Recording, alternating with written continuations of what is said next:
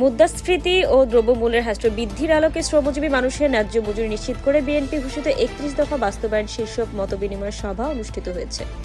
শুক্রবার সন্ধ্যায় মাওতাইল হাজী আব্দুল লতিফ ভূঁইয়া কলেজের সামনে এ মতবিনিময় সভা অনুষ্ঠিত হয়। উক্ত মতবিনিময় সভায় উপস্থিত ছিলেন আসন্ন ত্রয়োদশ জাতীয় সংসদ নির্বাচনে ঢাকা ৫ আসনের সংসদ সদস্য মনোনয়ন প্রত্যাশী যুব সমাজের আইকন আল মেহেদী তালুকদার। আমরা এমন একটি দেশ চাই যে দেশে আইনের শাসন থাকবে, যে দেশে অন্যায়ভাবে কারো ওপর কোনো কিছু চাপিয়ে দেওয়া হবে না, যে দেশে কেউ কারো অন্যের ভূমি দখল করতে পারবে না, কেউ চাঁদাবাজি করতে পারবে না, সন্ত্রাস যেখানে স্থান পাবে না, মাদক মুক্ত সমাজ থাকবে। আমরা এমন একটি জাতি চাই। এর জন্যই বিএনপি ৩১ দফার প্রস্তাবনা করেছে। আজকের এই অনুষ্ঠানের প্রধান উদ্দেশ্য হলো এই ৩১ দফাটা কি, ৩১ দফা মাধ্যমে বিএনপি কি বলতে চায়, এই মেসেজগুলো আপনাদের কাছে পৌঁছে দেওয়া। আমরা এর আগেও একটি প্রোগ্রাম করেছি, সেটি আমাদের নারীদেরকে নিয়ে, নারী সমাজকে নিয়ে আমরা একটা প্রোগ্রাম করেছি। সেখানে নারীদের সমস্যাগুলো আমরা জানতে চেয়েছি এবং ওই সমস্যাগুলো সমাধানের ক্ষেত্রে বিএনপি কি চিন্তা করে, বিএনপি কি প্ল্যান, পরিকল্পনা কি, সেগুলো নিয়ে আমরা আলোচনা করেছি। তিনি ঢাকা বিশ্ববিদ্যালয়ের সাবেক সফল সভাপতি ছিলেন। ঢাকা ৫ আসনকে সুন্দর নগরী হিসেবে গড়ে তুলতে চান। এ সময় আরও উপস্থিত ছিলেন ৬৫ নং ওয়ার্ড বিএনপির নেতা শামসুদ্দিন ভূঁইয়া শামসু। এই বিএনপিকে সাধারণ মানুষ ভালোবাসে। এই ১৫ বছরের নির্যাতনের শিকার হয়ে তবু অন্যায়ের সাথে আলাদা আপোষ করে নেই সেই নেত্রী বেগম খালেদা জিয়া। তার আদেশে সৈনিক আমরা।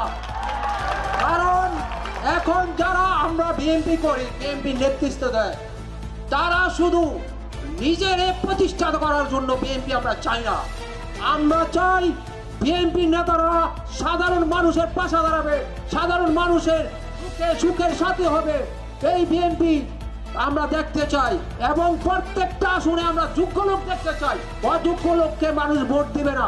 এখন আর অযোগ্য সময় না, এখন যোগ্য লোক প্রত্যেকটি আসনে শিক্ষা, মেধা এবং মানুষের আচার আচরণ, মানুষের ভালোবাসা, মানুষের প্রতি সহানুভূতি, এই ধরনের প্রার্থী আমরা প্রত্যেকটা আসনে দেখতে চাই, ৩০০ আসনে দেখতে চাই। বিএনপি ঢাকা মহানগর পূর্বের সাবেক ছাত্রদল ও ঢাকা বিশ্ববিদ্যালয়ের সাবেক আহ্বায়ক মোহাম্মদ আক্তার হোসেন সহ অন্যান্যরা।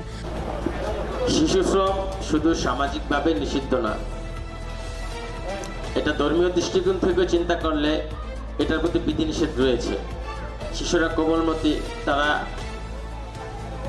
ভবিষ্যৎ দেশ বিনির্মাণ করবেন, তারা পড়াশোনা করবেন। যে বয়সটায় তাদের শিক্ষা দীক্ষা নেওয়ার কথা, তাদের মাঠে খেলাধুলা করার কথা, পরিবারের সাথে সময় দেওয়ার কথা, সে বয়সটাতে আমরা এখনো দেখছি যে অনেক শিশু শ্রমিক বিভিন্ন জায়গায় কাজ করছেন পেটের দায়ে, সামাজিক বাস্তবতার কারণে।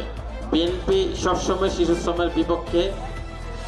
ইনশাল্লাহ যদি বিএনপি রাষ্ট্র ক্ষমতায় আসে, অবশ্যই এই শিশু শ্রমকে নিষিদ্ধ করা হবে, নিরুৎসাহিত করা হবে এবং তাদেরকে পর্যাপ্ত শিক্ষা দীক্ষার ব্যবস্থা করা হবে, তাদেরকে সামাজিকভাবে মূল্যায়ন করার চেষ্টা করা হবে। অনুষ্ঠিত সঞ্চালনায় ছিলেন মোহাম্মদ নাইম আবেদিন। এ সময় এলাকার স্থানীয় শত শত নেতাকর্মীরা উক্ত মতবিনিময় সভায় যোগদান করেন। আমাদের যে শ্রমিকরা আছে তাদেরকে আরো বেশি কর্মদক্ষ করতে হবে, তাদেরকে বিভিন্ন ট্রেনিং দেওয়া হবে। বিভিন্ন আপনার ধরেন জেলাতে, থানাতে, ইউনিয়ন পর্যায়ে, ওয়ার্ড পর্যায়ে ট্রেনিং সেন্টার খোলা হবে। বিভিন্নভাবে তাদেরকে ট্রেনিং দেওয়া হবে যাতে করে তাদের কর্মদক্ষতা বাড়ে। M A Swarna, DCN Bangla, মাতোয়াইল, Dhaka.